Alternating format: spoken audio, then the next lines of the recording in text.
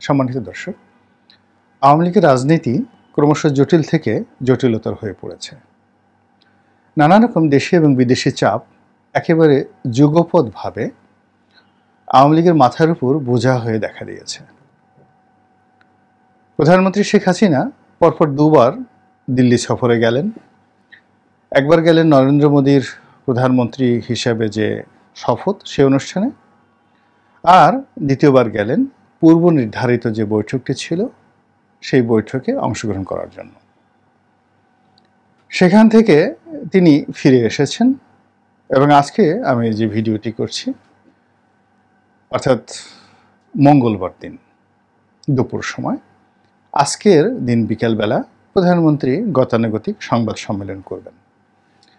তার সেই গণভবনের যে ঐতিহাসিক সংবাদ সম্মেলন, সেখানে সাংবাদিকরা কি বলবেন আর প্রধানমন্ত্রী কি বলবেন, তারা খানাপিনা সেখানে কিভাবে করবেন, এসব নিয়ে আরও অনেকের আগ্রহ থাকতে পারে, কিন্তু আমার আসলে ওসব বিষয় নিয়ে জানার, বোঝার, দেখার কোনো আগ্রহ নেই। তো কাজেই ওই প্রধানমন্ত্রীর সংবাদ সম্মেলনকে কেন্দ্র করে একটা ভিডিও বানাবো, এটা প্রয়োজন নেই। বাস্তবতা হলো তিনি সেখান থেকে কিছু সমঝোতা স্মারক স্বাক্ষর করে এসেছেন যে ভবিষ্যতে এই কাজগুলো করা যেতে পারে।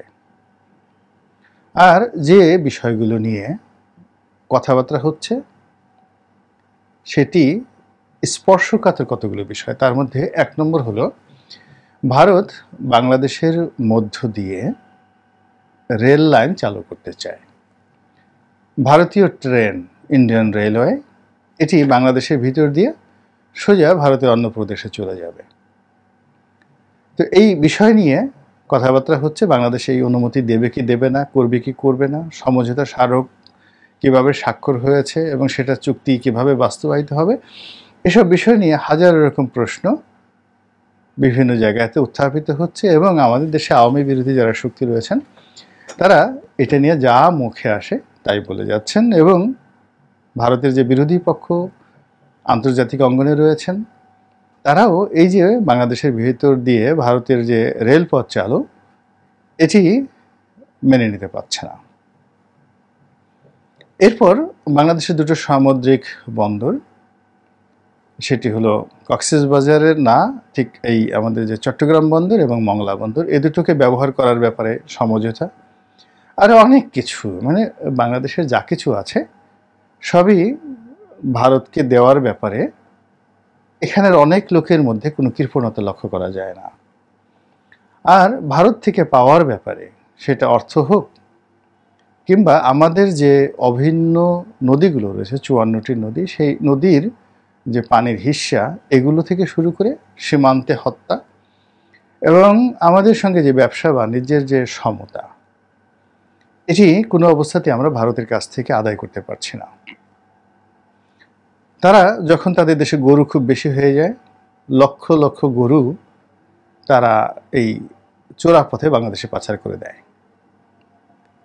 আবার যখন তাদের আন্তর্জাতিক অঙ্গনে মাংসের বাজার খুব প্রবল হয়ে পড়ে, তখন বাংলাদেশে তারা গরু রপ্তানি বন্ধ করে দেয় এবং তখন এই গরু ব্যবসার সাথে যারা জড়িত তাদেরকে সরাসরি পাখির মতো গুলি করে বিএসএফরা মারে। 2 নম্বর হলো যে সীমান্তে ছোটোখাটো বিষয়গুলি তারা খুব রুক্ষতা দেখায়, দৃঢ়তা দেখায়, এবং আমরা যে একটি প্রতিবেশী রাষ্ট্র, এটি তারা কোনো অবস্থাতেই সম্মান সহকারে, মর্যাদা সহকারে তারা গণ্য করে না। এই জন্য আওয়ামী লীগের যে অংশটি, আওয়ামী লীগের সবাই ভারতের পক্ষে নন, যে অংশটি ভারতের তাবেদার হিসেবে, ভারত বন্ধু হিসেবে, ভারতকে বড় ভাই হিসেবে, ভারতের ছোট ভাই হিসেবে ইত্যাদি শব্দগুলো ব্যবহার করে নানা রকম সমীকরণ করার চেষ্টা করেন, তারা মূলত দলের ভিতর এবং বাইরে নানাজন দ্বারা নানাভাবে নিন্দিত হতে থাকেন।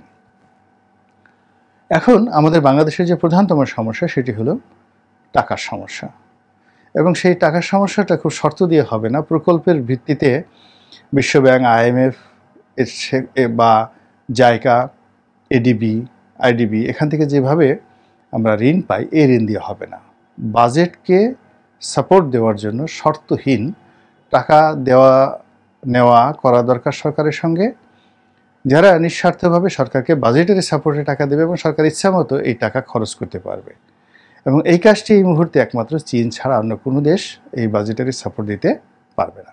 বিশ্বব্যাংক অবশ্য অল্প পরিমাণ টাকা দিয়েছে, কমিটমেন্ট করেছে মানে $1 বিলিয়ন কম, অর্থাৎ 90 কোটি ডলার। তো সেই 90 কোটি ডলারে আমাদের আসলে কিছুই হবে না। 90 কোটি ডলারে আমাদের আসলে কত টাকা আসে? 9,000 কোটি টাকা। তো যেখানে আমাদের 7 লক্ষ কোটি বা 8 লক্ষ কোটি টাকার বাজেটের একটা বিরাট অংশ ঘাটতি থেকে যাবে এবং এর সিংহভাগ যেখানে সরকারি কর্মকর্তাদের বেতন দিতে চলে যাবে, সেখানে রাজস্ব আয় থেকে শুরু করে কোনো জায়গাতেই লক্ষ্যমাত্রাতে দূরের কথা, তার ধারের কাছে যাওয়ার কোনো সম্ভাবনা নেই চলতি অর্থ বছরে। সেখানে কম করে হলেও এই অর্থ বছরে আমাদের বাজেটারি সাপোর্টের জন্য মিনিমাম $20 বিলিয়ন দরকার। আর সেই $20 বিলিয়ন বিভিন্ন মাধ্যম থেকে আনার জন্য সবচেয়ে বড় ক্ষেত্রটি হলো চীন। তো চীনের কাছে যখন আপনি টাকা চাইবেন, যেটা প্রধানমন্ত্রী জুলাই মাসে চীনে যাওয়ার যে পরিকল্পনা করছেন, সেখানে এক গাদা বোঝা, এক গাদা শর্ত তার উপর চাপিয়ে দেওয়া হবে এবং সেই শর্তগুলোর সঙ্গে ভারতের যে শর্ত, এটা কন্ট্রাডিক্ট করছে। তৃতীয়ত, আমাদের প্রতিবেশী রাষ্ট্র মায়ানমারের সঙ্গে আমাদের যে সম্পর্ক, অহিনুকূল সম্পর্ক এবং জটিল সম্পর্ক, এটির কোনো সমাধান আপাতত নেই। ক্রমশ এই সমস্যা বেড়ে যাচ্ছে। চীন এখানে খেলছে, আরাকান আর্মি খেলছে, মায়ানমারের সামরিক জান্তা সরকার খেলছে, ভারত খেলছে। এই চতুর্মুখী খেলাধুলার সঙ্গে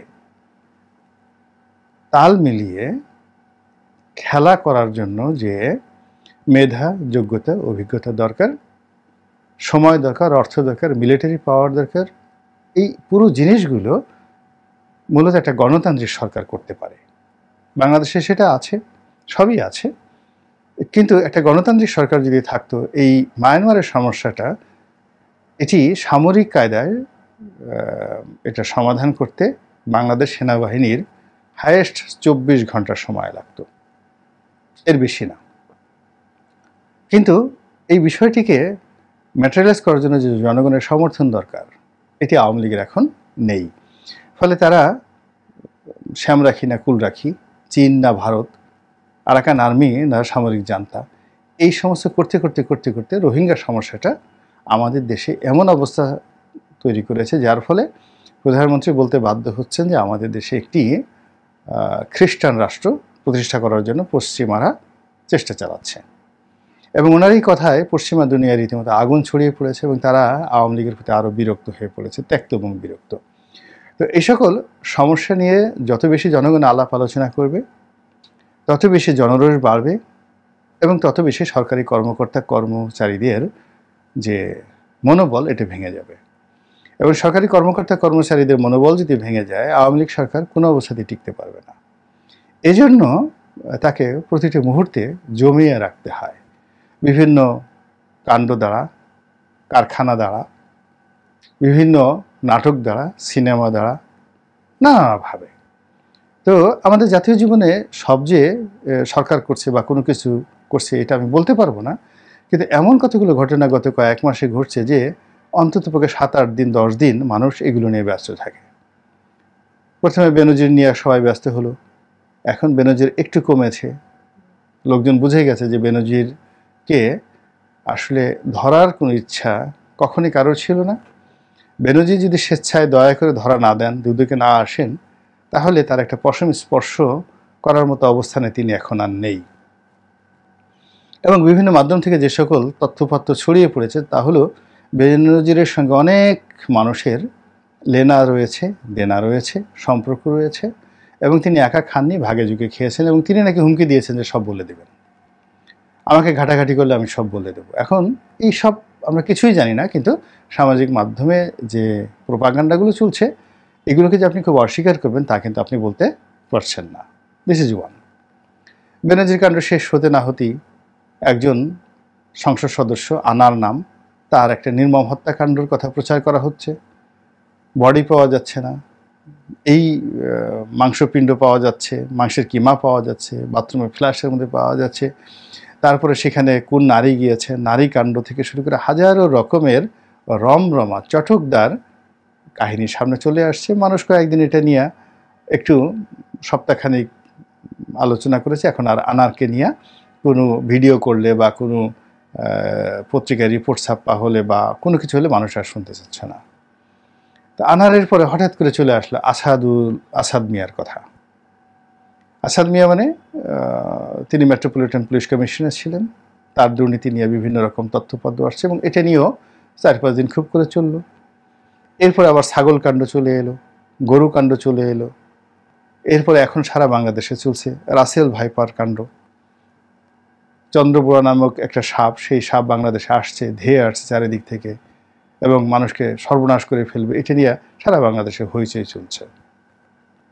এরই মধ্যে পুলিশের কয়েকজন কর্মকর্তা যারা এখন পাওয়ারে আছে, এর মধ্যে একজন ডিআইজি, অতিরিক্ত কয়েকজন ডিআইজি, তাদের দুর্নীতি, বাড়ি গাড়ি, গরুর ব্যবসা, গরুর হাট ইত্যাদি নিয়ে নানা রকম তথ্যপত্র আসছে এবং পুলিশ সার্ভিস অ্যাসোসিয়েশন বনাম সাংবাদিক সমাজ বা গণমাধ্যম সমাজ, এদের মধ্যে একটা নিদারুণ কন্ট্রাডিকশন তৈরি হয়েছে। তো এই সকল উত্তেজনার মধ্যে, আলাপ আলোচনার মধ্যে সত্যিকার অর্থে একটা বাজেট পাস হয়ে গেল। বাজেটের লোফলগুলো কি, টাকা কিভাবে চলবে, টাকা কিভাবে গেল, শেয়ার মার্কেট থেকে এই কয়দিনে কত হাজার কোটি টাকা লুটপাট হয়ে গেল, শেয়ার মার্কেটের দুর্দশা এবং এটা যে আর জীবনে দাঁড়াতে পারবে না, এই বিষয়গুলো নিয়ে যে চুলচেরা বিচার বিশ্লেষণ করা হতো স্বাভাবিক অবস্থায় থাকলে, সেইগুলো করা হচ্ছে না। না করার ফলে কি হচ্ছে, অনেকেই আমাদের সমাজে যারা প্রভাবশালী ক্ষমতায় থাকতে চান তারা শ্বাস প্রশ্বাস নেওয়ার একটা সুযোগ পাচ্ছেন, কিন্তু এটা খুব সাময়িক। এই সমস্ত যে ঘটনাগুলো ঘটছে এটা দিয়ে মূলত মূল সমস্যা কখনো সমাধান করা যাবে না। আপাতত কুইনাইন খাইয়ে এটির হয়তো নিষ্পত্তি করা যাবে কিছুদিনের জন্য, কিন্তু এই সমস্যাগুলো সোভিয়েত জমানার সেই সমস্যার মতো বড় আকারে দেখা দেবে। তো কাজেই যে কোনো বৈদেশিক বিষয়ে, অভ্যন্তরীণ বিষয়ে কিংবা অর্থনৈতিক বিষয়ে সরকার যত বেশি খোলামেলা হবে, যত বেশি গণতান্ত্রিক হবে, ট্রান্সপারেন্ট হবে, ততই তার বিপদ এবং বিপত্তি কমে যাবে। আর এই বিষয়গুলোকে যদি ধামাচাপা দেওয়ার জন্য বিভিন্ন রকম অনুল্লেখ্য অপ্রয়োজনীয় বিষয়াদি সামনে আনা হয় এবং এগুলো নিয়ে মানুষ যদি খুব নাচানাচি করে, তাহলে আলটিমেটলি অ্যাজ এ নেশন হিসেবে আমরা পিছনে পড়ব, আমাদের সবার ক্ষতি হবে আর সরকারের তো অবশ্যই ক্ষতি হবে।